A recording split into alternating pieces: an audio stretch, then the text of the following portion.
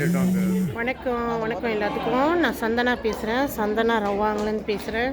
So நான் ரொம்ப பேருக்கு சொல்லியிருக்கேன், என் ஹஸ்பண்ட் வந்து கண் பிரச்சனை, அதாவது கண் நரம்பு அறந்தது.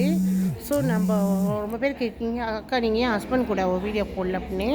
பாருங்க, ஏன் அவர் பக்கத்தில் தான் இருக்காரு. இப்போ நீங்கள் அவர்கிட்ட பேசலாம். வணக்கம்.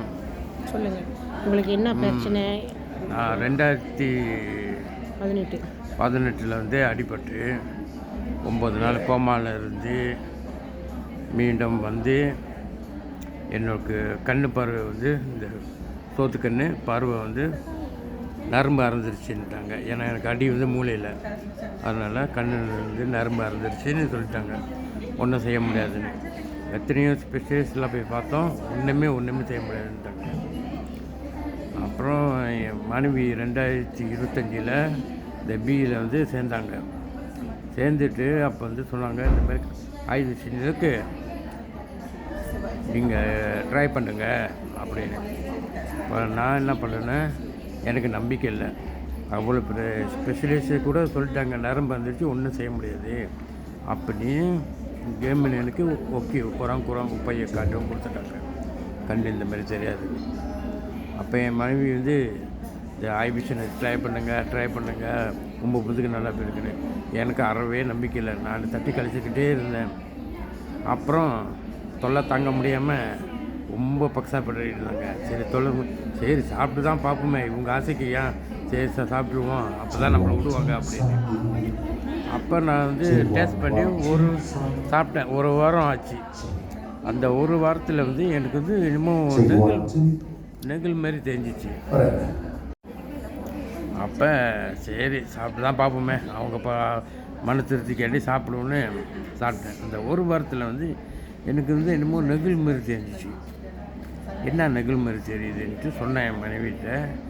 எனக்கு வந்து என்னமோ நெகில் மாதிரி தெரியுது அப்படின்னு.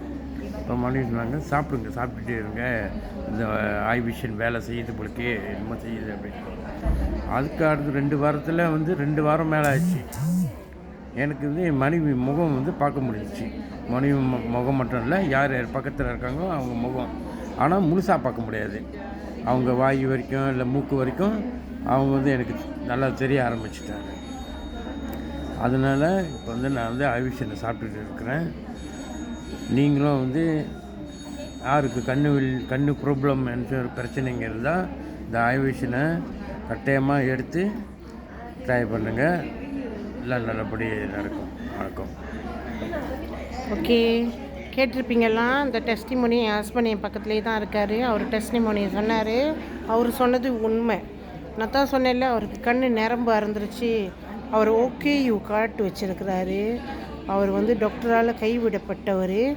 பட் இன்றைக்கி அவர் பார்க்குறாரு அந்த கண் தெரியுதுன்னா அதுக்கு காரணம் விஷன் ஷெரோத்தோ. நம்ம இதை தான் கொடுத்தோம். இதை ஏன் நம்ம பேசி மெனக்கட்டு சொல்கிறோம்?